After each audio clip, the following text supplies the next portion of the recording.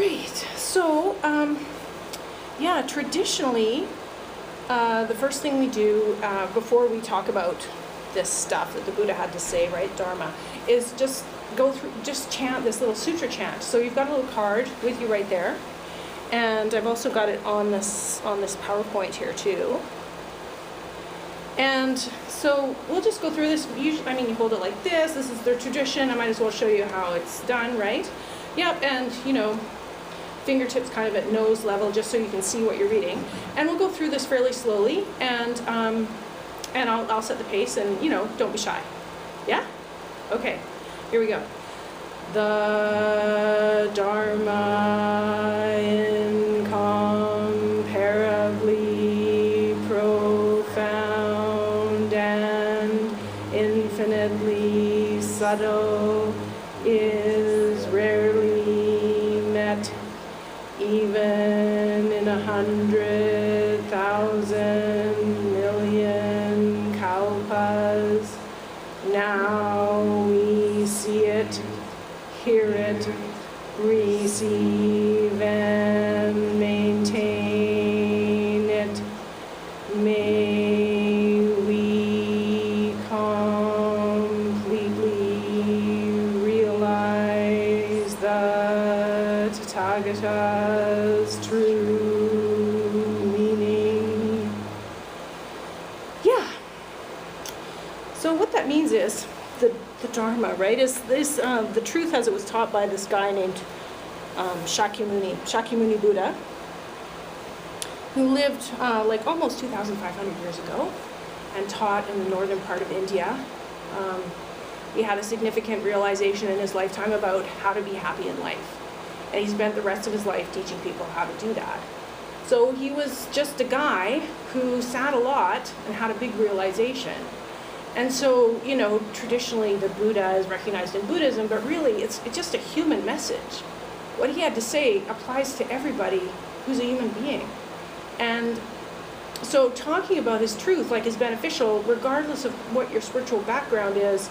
There's a lot of great just tools for life and amazing perspectives on existence in Buddhism that are helpful for everyone. And so I'm hoping to help bring you into that Buddha mind, which he said we all already have. Because his perspective was that we tend to live from what we see, right? Or what we hear, or what we taste, or smell, or feel. And his perspective is that that isn't ultimate reality. And so if we see something in life and become attached to it and think it's really important, then that will ultimately cause us unhappiness in life, like suffering in life. And so his teaching was all about how to realize the fundamental true nature of reality so that we suffer less, right? That's where he was coming from. And the Diamond Sutra is all about that. And so there's 32 chapters in the Diamond Sutra. They're short, and we're just going to go through 2 every time we meet. So that's Saturdays at 7 o'clock for the next 17 Saturdays, except for no class April 6th, because that's when I'll be in California. So it's every Saturday.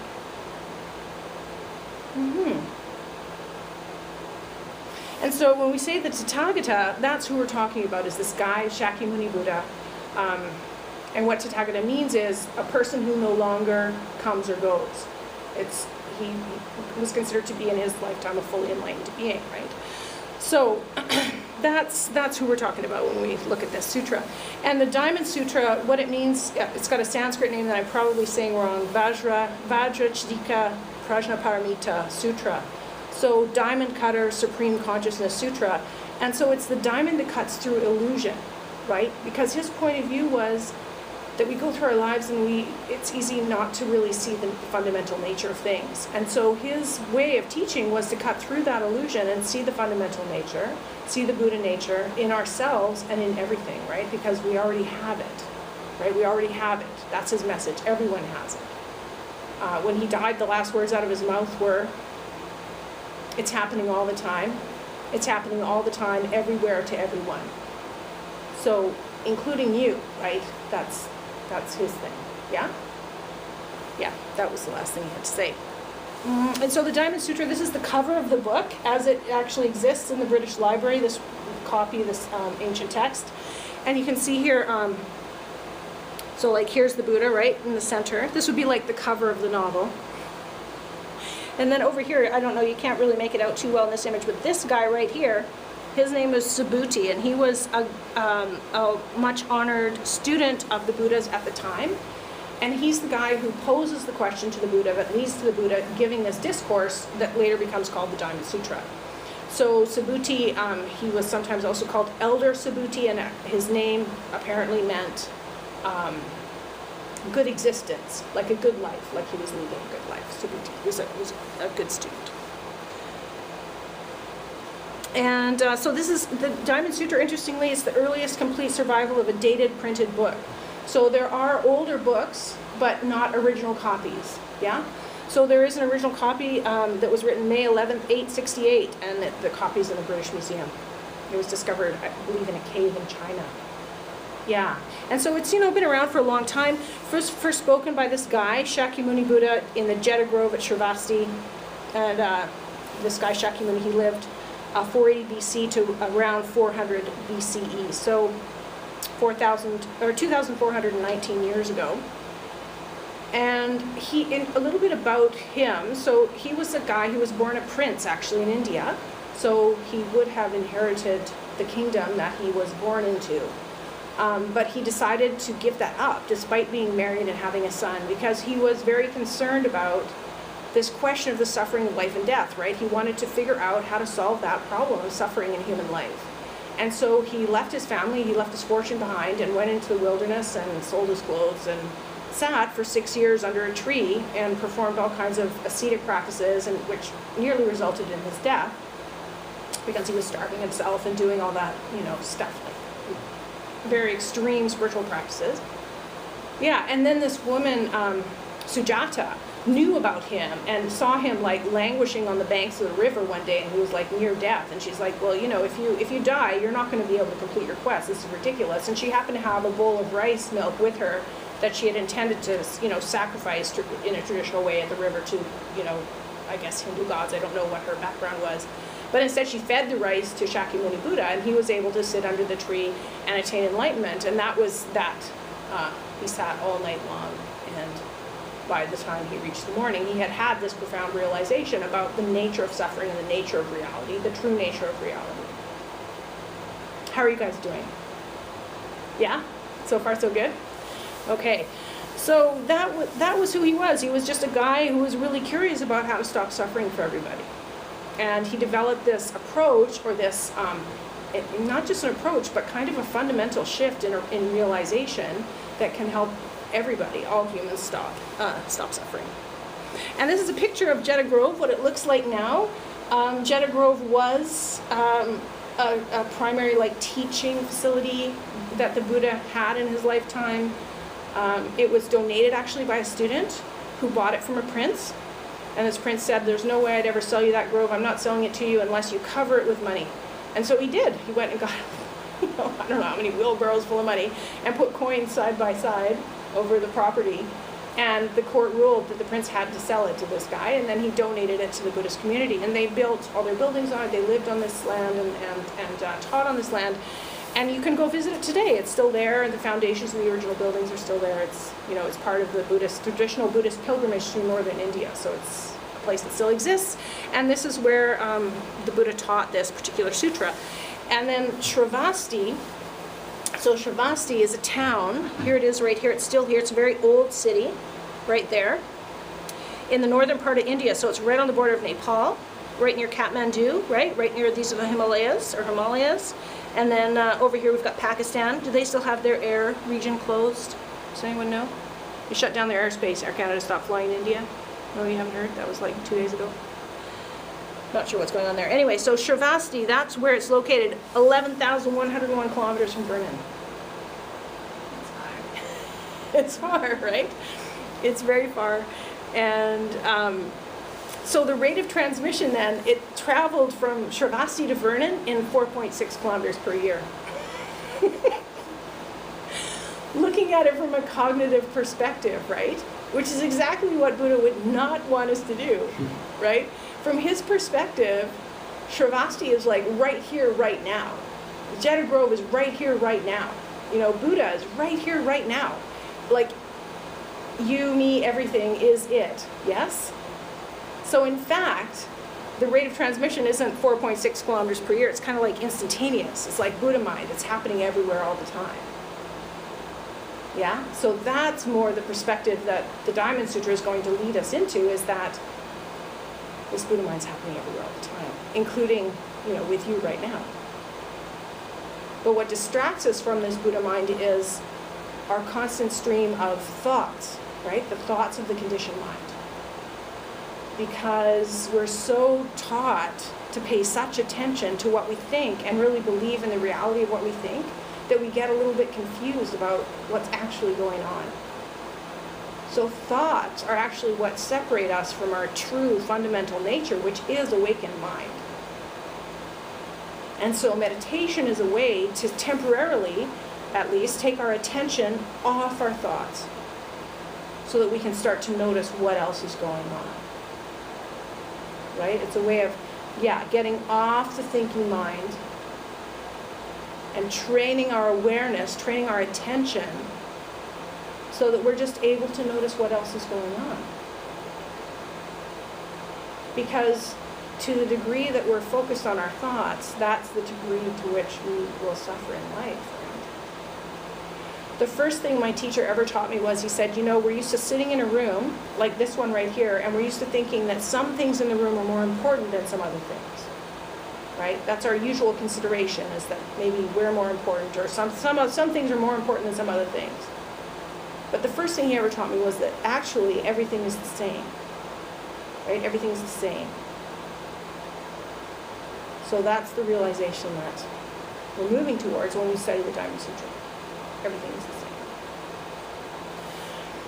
And it's all Buddha mind, an expression of Buddha mind. So the translation we'll be using is by a guy named Alex Johnson. Very lovely guy. I emailed him and asked his permission to use it, and he said, yeah, go ahead.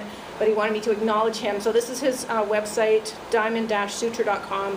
You can go on there, and he's got it printed up for you. You can look at it on the site, or you can make a little donation on PayPal, and he will email you a PDF copy if you want to, like, buy one.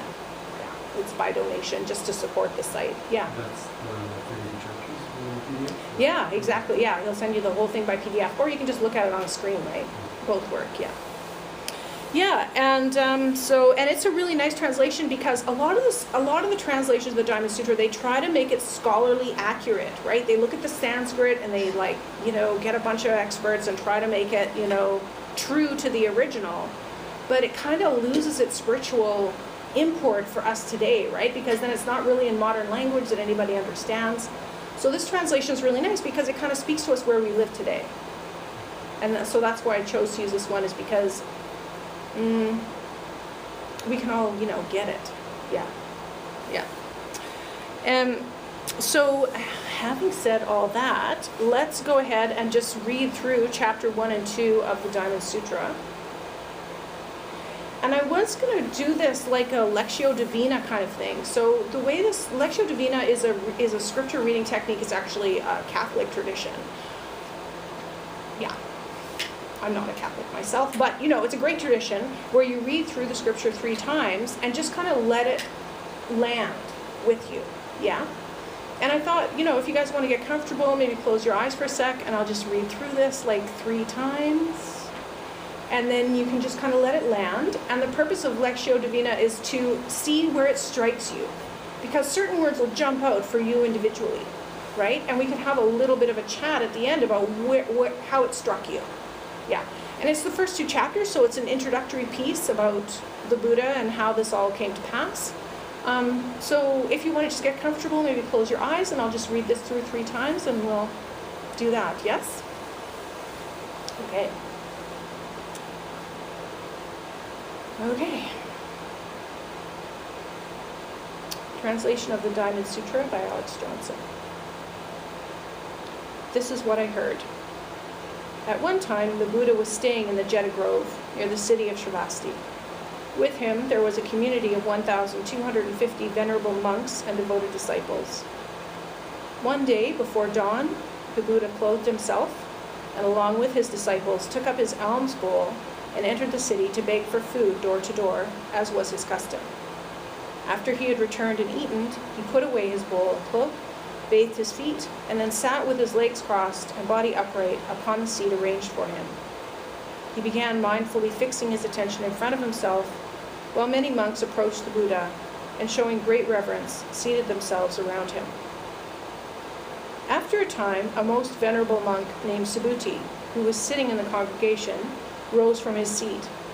He uncovered his right shoulder, placed his right knee on the ground, and as he joined his palms together, he respectfully bowed and then addressed the Buddha. "Most honored one, it is truly majestic how much knowledge and wisdom your monks and disciples have been given through your most inspired teachings.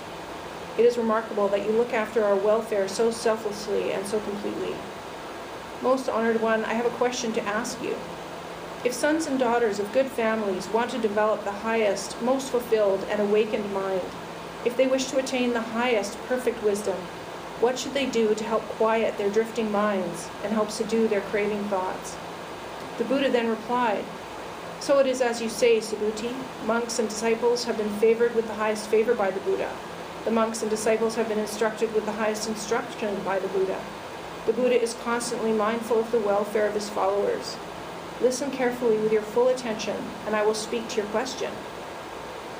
If sons and daughters of good families want to develop the highest, most fulfilled and awakened mind, if they wish to attain the highest perfect wisdom and quiet their drifting minds while subduing their craving thoughts, then they should follow what I am about to say to you. Those who follow what I'm about to say here will be able to subdue their discriminative thoughts and craving desires. It is possible to attain perfect tranquility and clarity of mind by absorbing and dwelling on the teachings I'm about to give." Then the Buddha addressed the assembly. So that's the first reading. I'll just run through it a couple more times. Translation of the Diamond Sutra by Alex Johnson. This is what I heard. At one time, the Buddha was staying in the Jeta Grove near the city of Shravasti. With him there was a community of 1,250 venerable monks and devoted disciples. One day before dawn, the Buddha clothed himself, and along with his disciples, took up his alms bowl and entered the city to beg for food door to door, as was his custom. After he had returned and eaten, he put away his bowl and cloak, bathed his feet, and then sat with his legs crossed and body upright upon the seat arranged for him. He began mindfully fixing his attention in front of himself, while many monks approached the Buddha and, showing great reverence, seated themselves around him. After a time, a most venerable monk named Subhuti, who was sitting in the congregation, rose from his seat. He uncovered his right shoulder, placed his right knee on the ground, and as he joined his palms together, he respectfully bowed and then addressed the Buddha. "Most honored one, it is truly majestic how much knowledge and wisdom your monks and disciples have been given through your most inspired teachings. It is remarkable that you look after our welfare so selflessly and so completely. Most honored one, I have a question to ask you. If sons and daughters of good families want to develop the highest, most fulfilled and awakened mind, if they wish to attain the highest perfect wisdom, what should they do to help quiet their drifting minds and help subdue their craving thoughts?" The Buddha then replied, "So it is as you say, Subhuti. Monks and disciples have been favored with the highest favor by the Buddha. The monks and disciples have been instructed with the highest instruction by the Buddha. The Buddha is constantly mindful of the welfare of his followers. Listen carefully with your full attention, and I will speak to your question. If sons and daughters of good families want to develop the highest, most fulfilled, and awakened mind, if they wish to attain the highest perfect wisdom and quiet their drifting minds while subduing their craving thoughts, then they should follow what I'm about to say to you. Those who follow what I'm about to say here will be able to subdue their discriminative thoughts and craving desires. It is possible to attain perfect tranquility and clarity of mind by absorbing and dwelling on the teachings I am about to give." Then the Buddha addressed the assembly. I'll just go through it one more time. Translation of the Diamond Sutra by Alex Johnson. This is what I heard. At one time, the Buddha was staying in a Jeta Grove near the city of Shravasti. With him there was a community of 1,250 venerable monks and devoted disciples. One day before dawn, the Buddha clothed himself, and along with his disciples took up his alms bowl and entered the city to beg for food door to door, as was his custom. After he had returned and eaten, he put away his bowl and cloak, bathed his feet, and then sat with his legs crossed and body upright upon the seat arranged for him. He began mindfully fixing his attention in front of himself, while many monks approached the Buddha and, showing great reverence, seated themselves around him. After a time, a most venerable monk named Subhuti, who was sitting in the congregation, rose from his seat. He uncovered his right shoulder, placed his right knee on the ground, and as he joined his palms together, he respectfully bowed and then addressed the Buddha. Most honored one, it is truly majestic how much knowledge and wisdom your monks and disciples have been given through your most inspired teachings. It is remarkable that you look after our welfare so selflessly and so completely. Most honored one, I have a question to ask you. If sons and daughters of good families want to develop the highest, most fulfilled and awakened mind, if they wish to attain the highest perfect wisdom, what should they do to help quiet their drifting minds and help subdue their craving thoughts? The Buddha then replied, so it is as you say, Subhuti. Monks and disciples have been favored with the highest favor by the Buddha. The monks and disciples have been instructed with the highest instruction by the Buddha. The Buddha is constantly mindful of the welfare of his followers. Listen carefully with your full attention, and I will speak to your question. If sons and daughters of good families want to develop the highest, most fulfilled, and awakened mind, if they wish to attain the highest perfect wisdom and quiet their drifting minds while subduing their craving thoughts, then they should follow what I'm about to say to you. Those who follow what I'm about to say here will be able to subdue their discriminative thoughts and craving desires. It is possible to attain perfect tranquility and clarity of mind by absorbing and dwelling on the teachings I'm about to give. Then the Buddha addressed the assembly. So that's it. And we'll just take like a little minute. So how did that land for you? Was there anything that particularly resonated, or anything that you were curious about or interested in? Or it's like a nice little bedtime story. I was just curious about some details in the first one. We got those details in the second one, and then the third one, it's like more details. I was like, what did I miss in the first one? Yeah, it's true, right? The 3 readings seems a little superfluous, but it always deepens the understanding, right? That's what I find. Yeah, it's a really good technique. Yeah. Anything else? It was really hard to even follow the story the first time. Mm-hmm. I'm still making dinner and making sure the kids are okay, and the Don't chatter they? from just trying to get here. Yeah. So the same, by the second, a little more detail, my third almost like a movie. Like a movie, Seeing yeah. the right shoulder and the knee. Yeah. Yeah, you can almost like see it happening, right? It's also fun with that technique to put yourself there. Like land wherever you land, right? Am I in the crowd? Where am I in there? What am I doing in that picture? That can be interesting too. It makes it quite a bit more personal, yeah. Mm-hmm. Yeah. Because in a sense, we're doing what they did, right? It's no different. We're all here to hear the words of the Buddha, and here we are, and it's like however many years later and however many thousands of kilometers away, and it's still relevant today, interestingly, relevant today, yeah. Similar kind of experience. Mm-hmm. Anything else? One more. Going once. Going twice.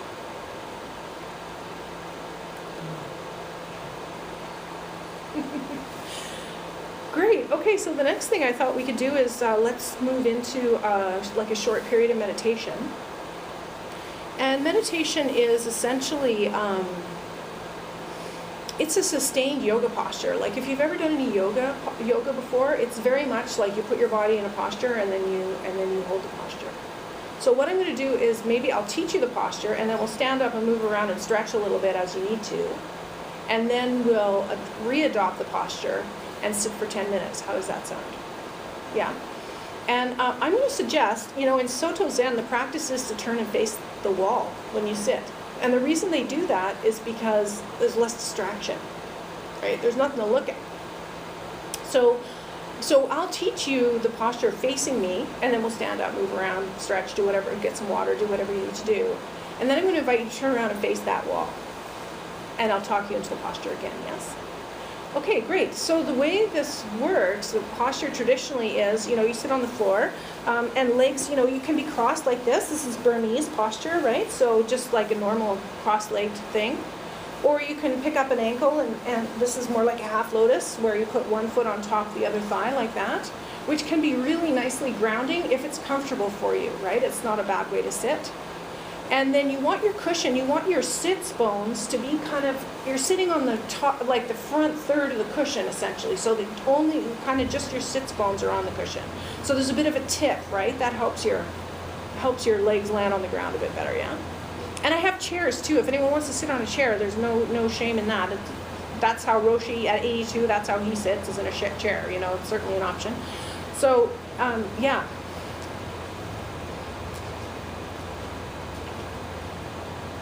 And so, you know, you should be able to kind of feel your legs on the ground, okay? That's kind of the goal. Yeah.